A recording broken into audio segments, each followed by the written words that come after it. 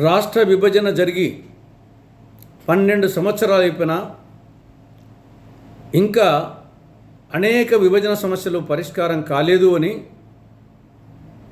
నిన్న తమిళనాడులోని మహాబలిపురంలో కేంద్ర హోంశాఖ మంత్రులు అమిత్ షా గారి అధ్యక్షతన జరిగిన దక్షిణాది రాష్ట్రాల ప్రాంతీయ మండలి సమావేశంలో ఆంధ్రప్రదేశ్ ముఖ్యమంత్రి కుండబద్దలు కొట్టినట్లు వాస్తవాలు చెప్పినందుకు ముఖ్యమంత్రి చంద్రబాబు నాయుడు గారిని కాంగ్రెస్ పార్టీ అభినందిస్తూ ఉంది.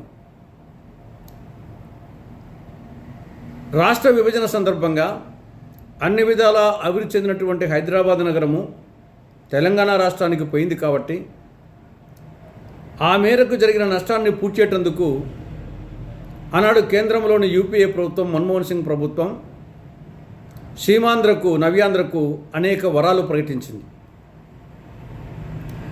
అవన్నీ అమలై ఉంటే ఈ పాటికి సీమాంధ్ర స్వర్ణాంధ్ర అయింది. కాంగ్రెస్ పార్టీ అధికారంలోకి వచ్చి ఉంటే ఈ అంశాలన్నీ ఈ పాటికి అమలై ఉండేటి, సీమాంధ్ర స్వర్ణాంధ్ర అయింది.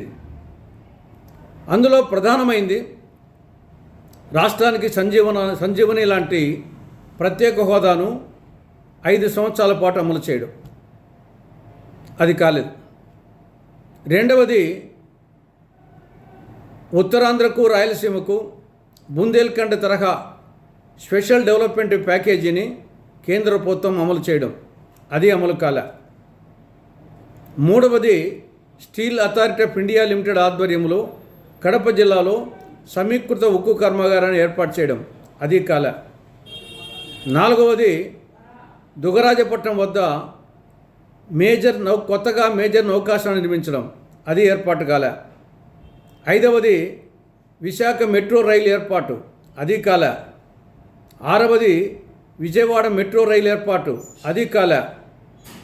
ఏడవది తిరుపతి విజయవాడ విమానాశ్రయాలను అంతర్జాతీయ విమానాశ్రయాలుగా అభివృద్ధి చేయడం, అది కాలే.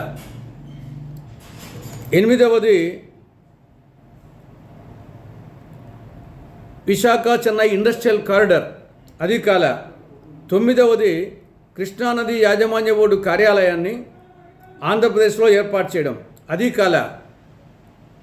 విభజన చట్టంలో 9వ షెడ్యూల్లో 10వ షెడ్యూల్లో పేర్కొన్న సంస్థలు కానీ కార్పొరేషన్స్ కానీ వాటికి సంబంధించి తెలంగాణ ఆంధ్రప్రదేశ్ మధ్య ఆస్తులు అప్పులు పంచాల, అది ఇంతవరకు కాలే.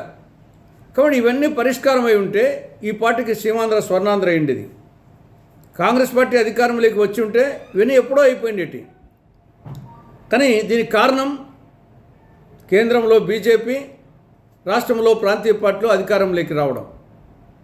ఈ విభజన తర్వాత మోడీ ప్రభుత్వం మోసగారితనం, ఇక్కడ ప్రాంతీయ పార్టీలు అటు చంద్రబాబు ప్రభుత్వం కానీ జగన్ ప్రభుత్వం కానీ యొక్క చేతగానితనంతో అసమర్థతో ఇవన్నీ పరిష్కారం కాలేదు.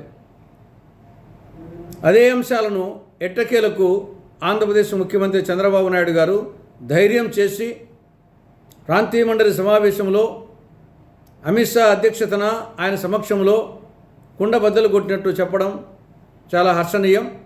ఇప్పటికైనా కేంద్ర ప్రభుత్వం వీలైనంత త్వరగా పై సమస్యలను పరిష్కరించాలని కాంగ్రెస్ పార్టీ విజ్ఞప్తి చేస్తూ ఉంది.